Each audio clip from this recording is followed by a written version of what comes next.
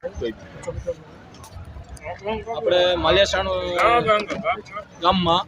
શ્રી મચ્છોમા મિત્ર મંડળ કાલી અને આપણે 5-7 વર્ષથી દ્વારકા પગપાળા જાય એને બધાને કેમ્પ અહીંયા રાખીને સેવા આપી છે અને સાંજે જે પણ અહીંયા રોકાણા હોય, જે પગપાળા યાત્રીઓ આવતા હોય એને અહીંયા રોકાવાની, બેસવાની બધી સુવિધા, સુવાની અને રાતે જમવાનું, બપોરે જમવાનું, સવારમાં 4 વાગે બધા સ્વયંસેવક અહીંયા આવી જાય, 3-4 વાગે ચા બનાવી, લાઈવ ગાંઠિયા હોય, જલેબી હોય અને બધાને સવારમાં નાસ્તો કરાવી અને બપોરે 10-11 વાગે પાછા બધા સ્વયંસેવકો સૌના કામે લાગી જાય ને રોટલી ને શાક ને એવું બનાવી અને બપોરે જમણવાર કરી અને રાતનું જમણવાર હોય ને બાકી અહીંયા જે કેમ્પમાં બધા આવતા હોય એને બધી સેવા કરી. અમે 5-7 દિવસથી અહીંયા